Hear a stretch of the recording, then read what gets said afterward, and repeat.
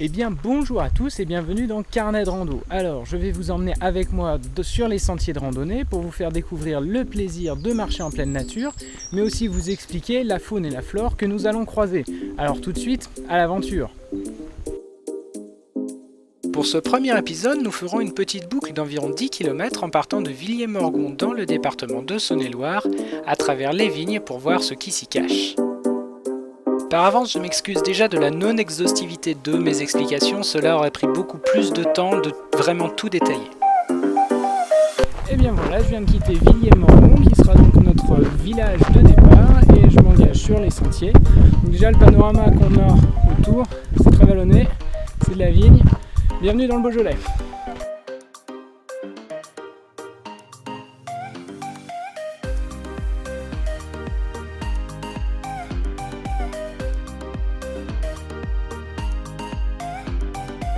Alors en termes de flore, on n'est pas tellement diversifié ici, on a principalement de la vigne.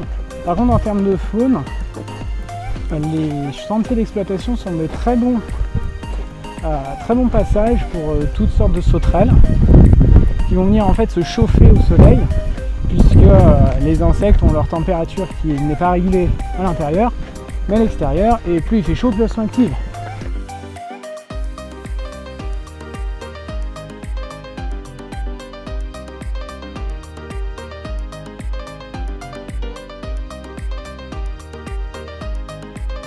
D'ailleurs, en parlant d'orthoptères, en écoutant bien, on peut distinguer 3 espèces bien connues.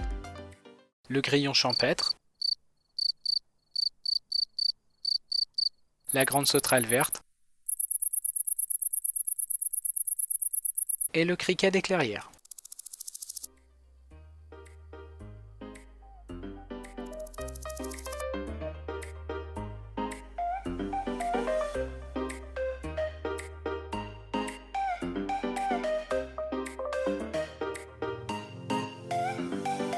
Pour continuer la description de l'entomofaune, le papillon que nous voyons voler ici est un demi-deuil particulièrement commun dans les lieux chauds.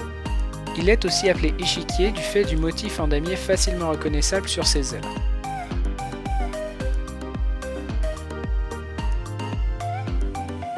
Bon, alors faut avouer que pour l'instant la faune et la flore qu'on croise c'est pas très diversifié. En tout cas le panorama ici est sympa. Ce qu'on peut voir au fond c'est la plaine de la Bresse, avec encore plus au fond le Jura et les Alpes. On peut même peut-être apercevoir le Mont Blanc d'ici. Pareil de l'autre côté, eh bien, de la vigne, de la vigne et de la vigne.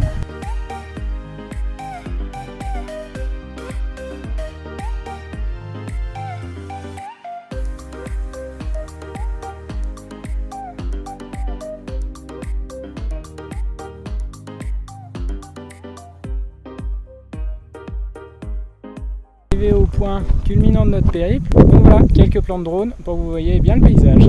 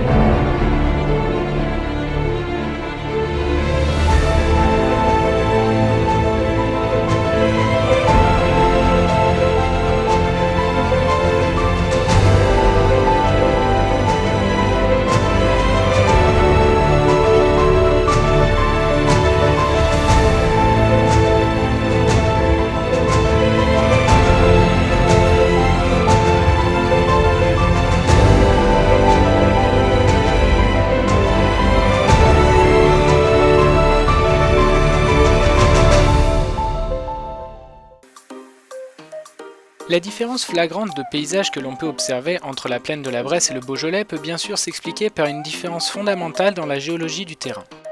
La plaine de la Bresse est un fossé d'effondrement qui est dû à l'orogenèse alpine puis à un remplissage sédimentaire lors de l'ère tertiaire.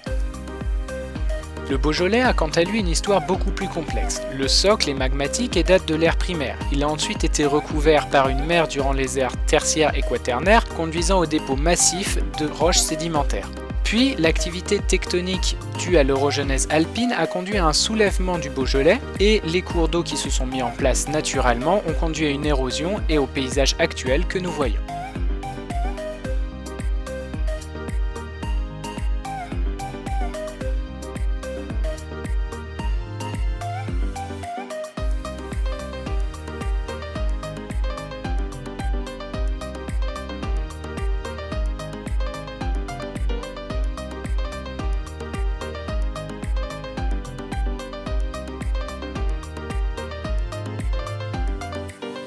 L'insecte que nous voyons ici est un réduve irascible. C'est un insecte prédateur de la famille des punaises dont la piqûre peut être très douloureuse. Sa couleur rouge pourrait faire penser à une éventuelle toxicité mais n'est en réalité qu'un mimétisme bathésien. Ces coléoptères très communs sont des clairons. Ils se retrouvent fréquemment sur les ombellifères où ils se gavent de pollen.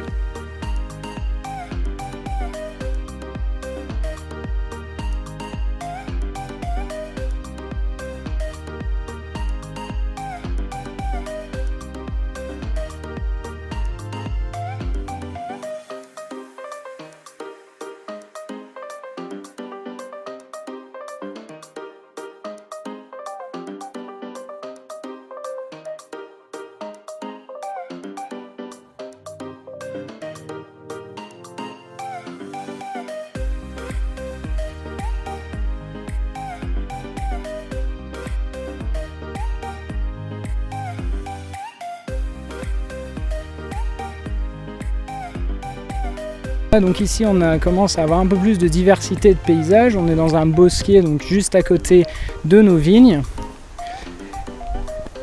On retrouve des acacias mais aussi des pins, donc les pins ont été plantés là par l'homme, sûrement pour une question de garder le sol, garder l'eau du sol et de préserver de tout glissement qui pourrait endommager donc tout le vignoble. Donc ici encore une toute petite parcelle orientée plein ouest pour garantir un maximum de soleil. On peut bien sûr voir les arbres de notre petit bosquet dans lequel on va aller s'aventurer et peut-être trouver un peu plus de diversité.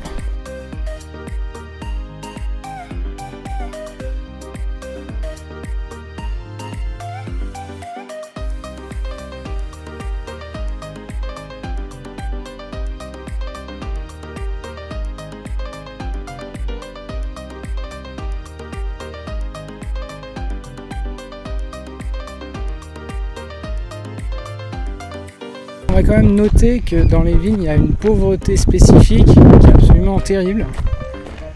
Bien que de plus en plus maintenant, les agriculteurs, les exploitants cherchent à développer la biodiversité dans les vignes. Pour l'instant, le constat qu'on peut faire juste en se promenant, c'est qu'on ne voit pas grand-chose, à part quelques espèces qui sont bien redondantes, bien présentes, mais autrement, le reste est quasiment absent.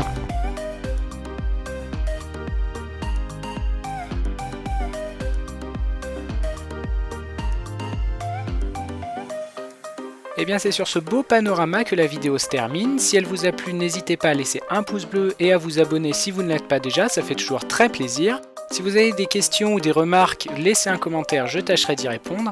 Et en attendant un prochain épisode, je ne peux que vous souhaiter de vivre de bonnes aventures.